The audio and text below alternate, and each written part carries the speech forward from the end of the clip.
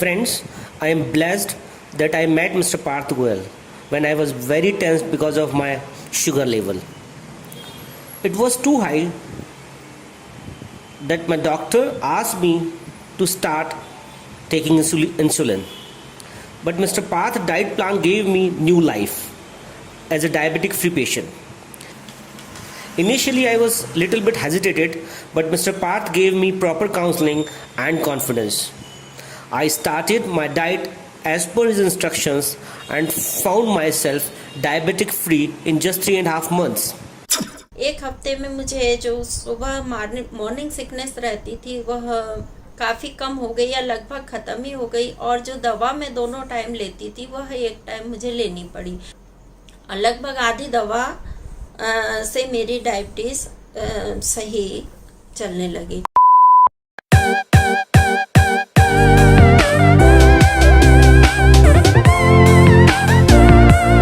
नमस्कार दोस्तों, मेरा नाम है पार्थ गोयल। कई बच्चे में से बोल रहे थे कि भैया आपने पिछले कुछ वीडियो में बोला था कि आप डायबिटीज़ ठीक कर लेते हो, तो थोड़ा उसके बारे में आप बताओ ज़रा अच्छे से कि क्या है पूरा सिस्टम। हमें भी जानना है, आपकी वेबसाइट है उसके बारे में भी हमें जानना है कि कैसे वो काम करती है, कैसा क्या है।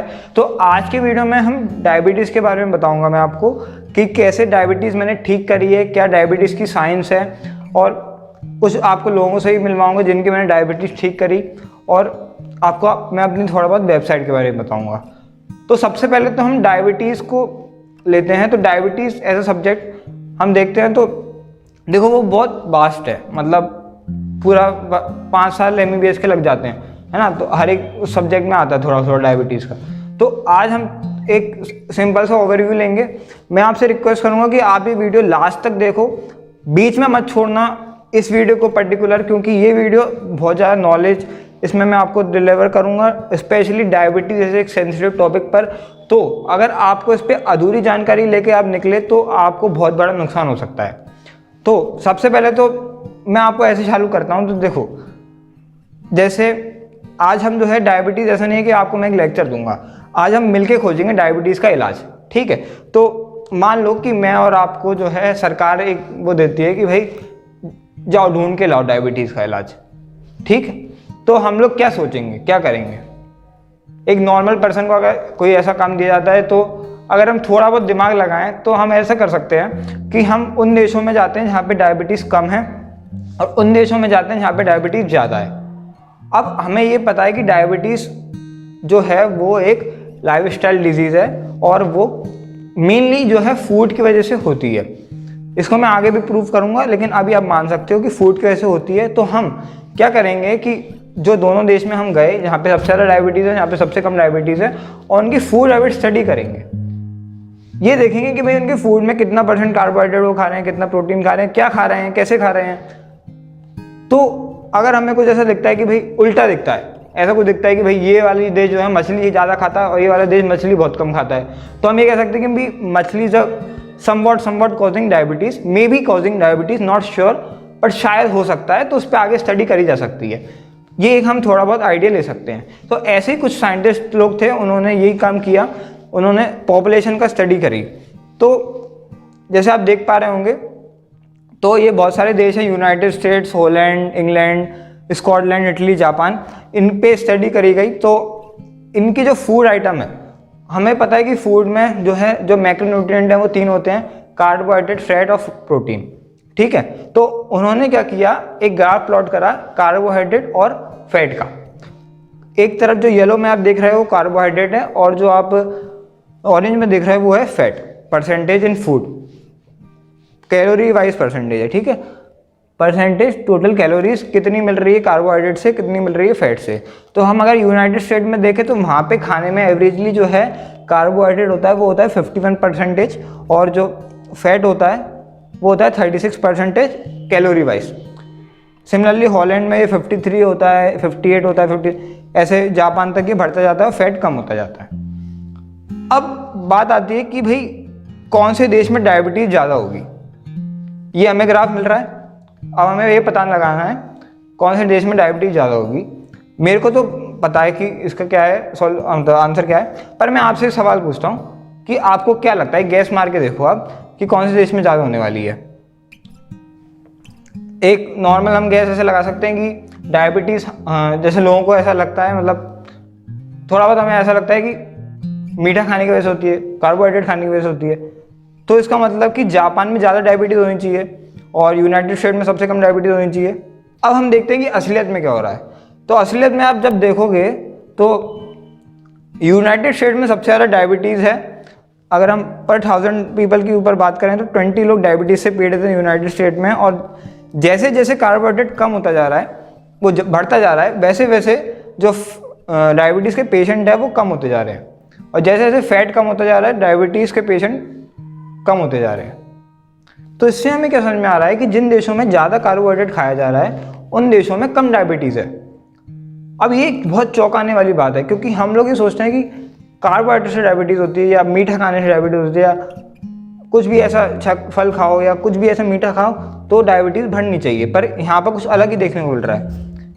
सिमिलरली एक और स्टडी हुई जिसमें कि उन्होंने 2 कंट्री ली, इंग्लैंड और रशिया, और उन्होंने ग्राफ प्लॉट करा डायबिटीज़ का, डायबिटीज़ डेथ रेट पर 1000 पीपल कितना है, और एक पर्टिकुलर टाइम फ्रेम में 1900 से लेकर 1930 तक। तो जैसा कि आप समझ पा रहे होंगे कि हमें पता है कि जैसे जैसे समय बीतता जा रहा है, जैसे जैसे इंडस्ट्रियलाइजेशन होता जा रहा है, हम ऐसी लाइफस्टाइल की तरफ जा रहे हैं जो कि सीडेंटरी लाइफस्टाइल है। तो ऑब्वियसली डायबिटीज़ की रेट हर साल बढ़ती जा रही है। अब ऐसे ही आप जिसमें देख पा रहे हो कि 1900 से लेके 1915 तक अराउंड डायबिटीज़ की रेट बढ़ रही थी दोनों देशों में। फिर एकदम से सडन ड्रॉप आया दोनों देशों में, एकदम से। उसके बाद फिर से डायबिटीज़ बढ़ने लगी, फिर एक और सडन ड्रॉप आया और फिर डायबिटीज़ बढ़ने लगी। अब आपको क्या लगता है, आप गैस मार के देखो कि क्या लगता है कि ये सडन ड्रॉप क्यों आया होगा। तो ये सडन ड्रॉप एक्चुअली इसलिए आया था क्योंकि उस टाइम पर हुआ था वर्ल्ड वार 1। वर्ल्ड वार 1 के टाइम पर क्या होता है कि कोई भी वार होता है तो उस टाइम पर इन लोगों का जो मेन खाना है, देखो ये लोग बहुत सारा जो है मीट वगैरह का इस्तेमाल करते हैं, एनिमल प्रोटीन का इस्तेमाल करते हैं, एनिमल फैट का इस्तेमाल करते हैं। उस टाइम पर क्या हुआ था कि इन लोगों को वो चीज़ मिल नहीं पा रही थी। क्यों? क्योंकि इनके जो भी भेड़ बकरी वगैरह होते थे वो ये लोग ले जाते थे। कौन लोग? जो भी सैनिक वगैरह आए तो सरकार ले जाती थी कि भाई ये पहले इनको खाना खिलाना है हमें सैनिकों को, ये नहीं मरने चाहिए, जनता तो खा लेगी, वो तो पेड़ पौधे भी खा लेगी। तो इन लोगों को क्या हुआ कि चांस वाइज इन लोगों को पेड़ पौधे खाने पड़े, और ये लोग जो है नॉर्मल जो इनकी डाइट है जिसमें फल और ये अंडा और जो भी मीट वगैरह खाते हैं वो ये खा नहीं पाए, जिस वजह से इनकी जो है डायबिटीज़ की डेथ रेट कम हो गई। दूसरा जो ड्रॉप आपको मिल रहा है वो है इंसुलिन का जब आविष्कार हुआ था तो उस टाइम पर सडनली लोगों की हेल्थ थोड़ी अच्छी हुई, पर वो एक परमानेंट सॉल्यूशन नहीं था, टेम्पररी सॉल्यूशन था। तो उसकी वजह से फिर से डायबिटीज़ बढ़ने लगी। ये आप देख पा रहे होंगे जो मैंने अभी बताया कि वही बात है कि जो है उस टाइम पर जब वार हो रहा था तब फैट जो है वो बढ़ गया, कम हो गया था लोगों की डाइट में, और कार्बोहाइड्रेट ज़्यादा खा रहने लगे लोग, जिस वजह से डायबिटीज़ उस टाइम पर कम हो गई। तो अब हमें क्या समझ में आ रहा है धीरे धीरे कि कार्बोहाइड्रेट रिच डाइट और fat low diet can reverse और कैन एक्चुअली कंट्रोल डायबिटीज़, इतना हम समझ पा रहे हैं। अब ये तो हो गई कुछ पैसिव स्टडीज़, मतलब ये हमने केवल स्टेट्स देख के थोड़ा बहुत अंदाज़ा लगाया कि भाई डायबिटीज़ क्यों हो रही है। फिर आते हैं कि भाई एक्टिव स्टडीज़ की करी है, परफॉर्म करी है, लोगों पर उनको डाइट दी और देखा कि भाई उनमें क्या चेंजेस आ रहे हैं। तो एक डॉक्टर रोबिनोविच थे जो कि बहुत ज़्यादा जाने माने प्रोफेसर हैं, साइंटिस्ट हैं। उन्होंने 1935 में एक एक्सपेरिमेंट किया। उन्होंने दो ग्रुप बनाए 50-50 पेशेंट के।